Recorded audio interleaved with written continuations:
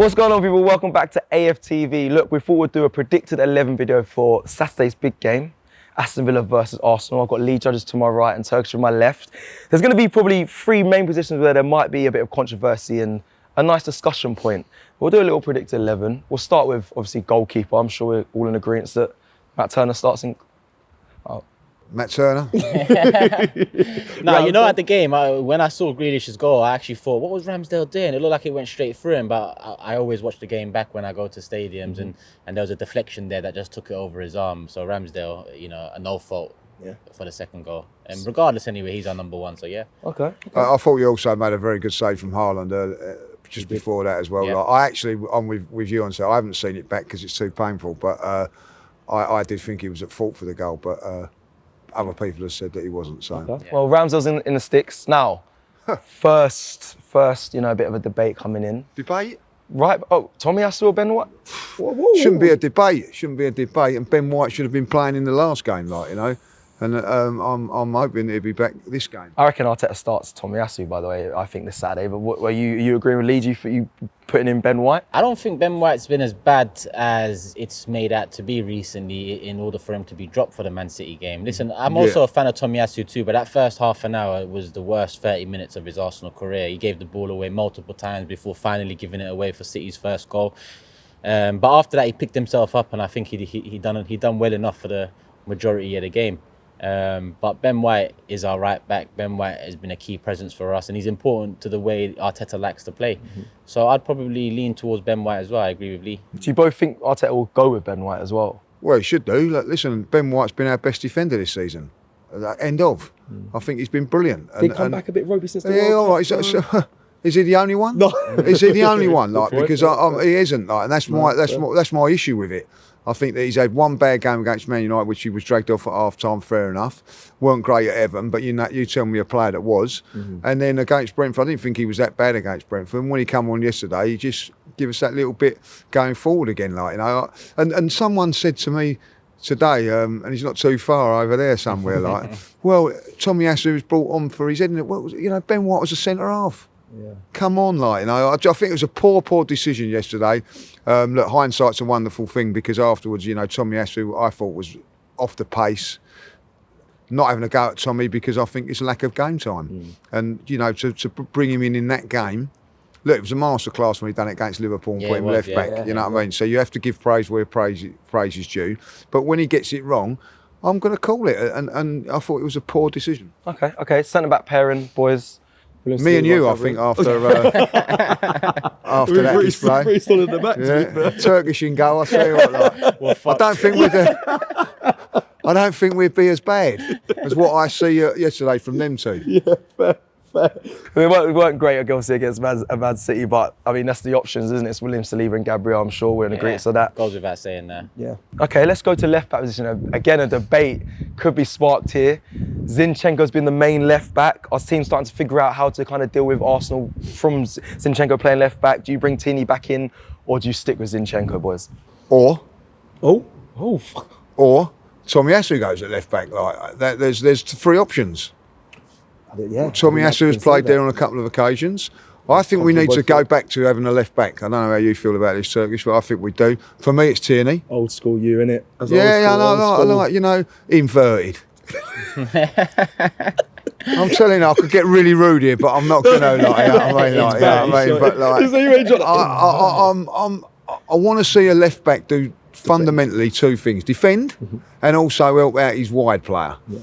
Not helping out central midfield players and things like that. Like, you know, look, listen, it has worked in the past, yes. But why is it not working now? Maybe because other teams have had a little suss onto it and had a little look at it. So Arteta now has to do something a little bit out of the box for this game, and I think, like, you know, so for me, one of them two. And we've won games this season with Tierney starting at left back.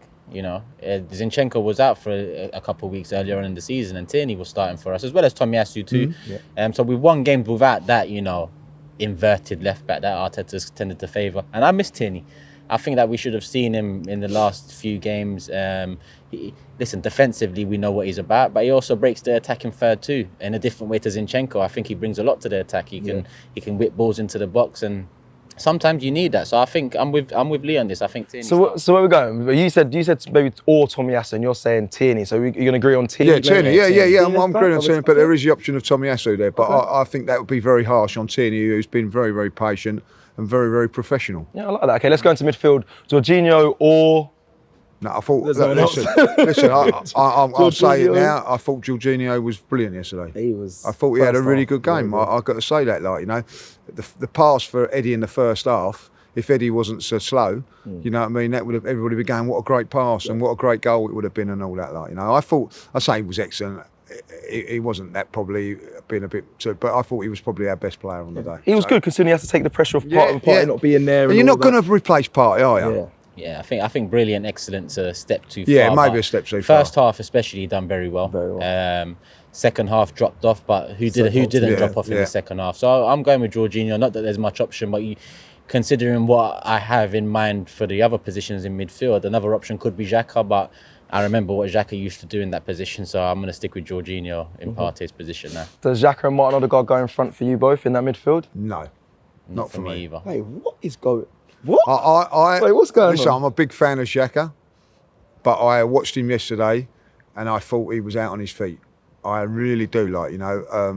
Graham made a good point on the tactical show earlier because I was listening to that, and he said, he's the leader, even though he's not the captain. So there is that reason to keep him in the team. But I see him on his haunches yesterday. I see him really struggling fitness-wise. I just think he needs a breather. Okay. So for me, Zinchenko comes in now. Bang on. I actually completely agree. And on the leadership front, listen, Xhaka's definitely one of our leaders, but so is Zinchenko, and so is Odegaard. So we've got multiple players in those two positions that are leaders in the side too. So I'd go with Odegaard and Zinchenko as well. According to Gary Neville, though, Zinchenko's not a leader, though. Well, listen, I don't really give a shit what Gary Neville says. I see it with my own two eyes, and from what he said this season as well in terms of raising the standards, not aiming for top four, aiming for the league. That's everything I want to hear as an Arsenal fan. It's been a long time since I've heard players that play for Arsenal talk like that. And even before the City game yesterday, when the players were warming up, he was the vocal one. He was the one talking to them, coaching them through the warm-ups and so on. So as much as Xhaka's a leader, so is Zinchenko, so is Odegaard. That's my two. I didn't see this. And I want to see how Zinchenko, what he does in that position as well. I don't think you lose too much with him. Now thinking about it. If playing midfield and he'd be overlapping and playing left back. Inverted number 8. All right, that was a position that I didn't think we were going to see much change, but you guys both agreed Zinchenko and Martin Odegaard then in front of Jorginho. Let's go to the right side. Bukayo Saka, I'm sure, keeps his space. Yeah, no doubt about that. Mr. Consistent. No doubt about that. Yep. Okay.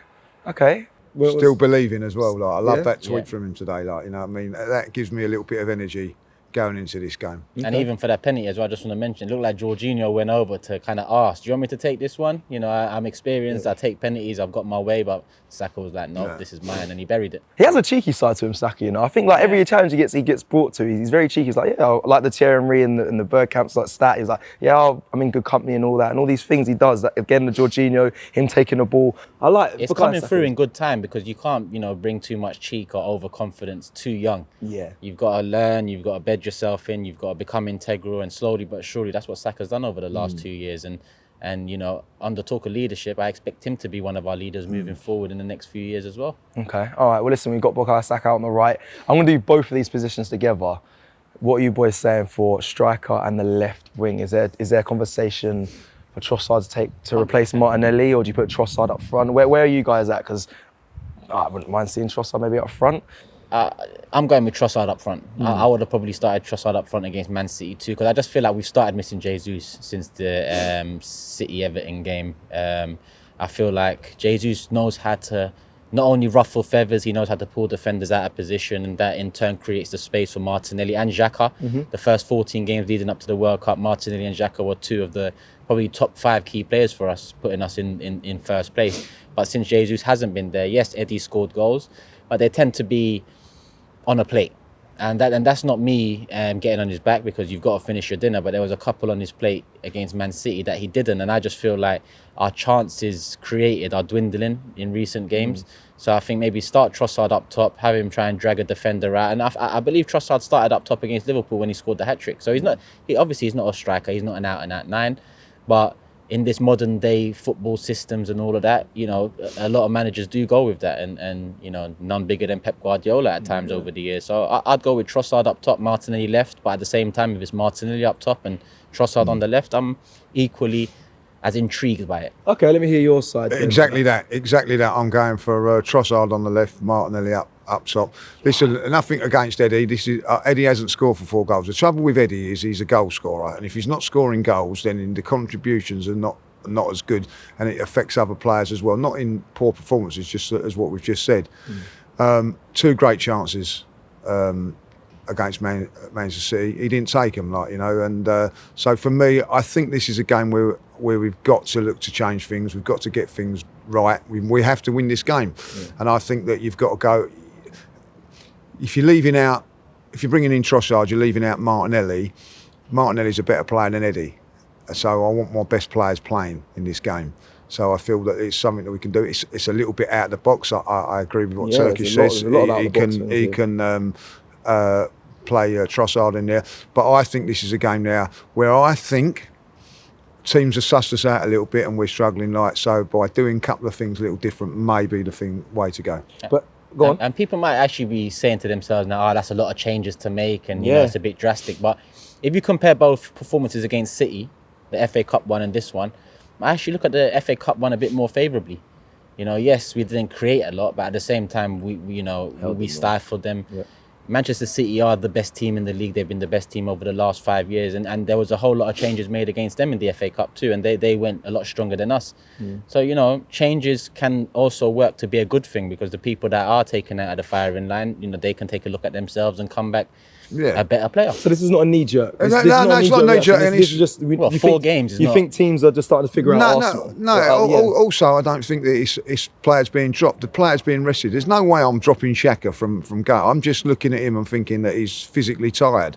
Maybe needs a break. Same with Eddie. I don't think Eddie's work rate is quite as good as it was in the last couple of games, because he's been playing week in, week out, you know, so you've got to freshen things up. And listen, we've only got 1 or 2 days recovery from the game as well. That's my next so I think we need to freshen it up. This is a team, by the way, we're here, of course, at Aston Villa. They haven't had a game this week. You know, so they're going to be a little bit fresher, you know, so I think it's important that we freshen the team up. Do you believe, boys, before we round up, do you believe though Arteta is going to make this main changes? Only because, like you just said there, the break between the next game for Arsenal is very short. To do a shape session and implement, I know they're Premier League players, but implement what you want to see from all these changes. Do you think Mikel Arteta is going to go with so many changes coming this game? I think he's going to have to make some changes, but that as many as you guys have said. I don't think he will, but in all honesty, Tierney's a left back. He knows what he's doing there. Zinchenko floats into midfield. He knows what he's doing there. And Trossard's been played up front for Brighton before, so he knows what to do there.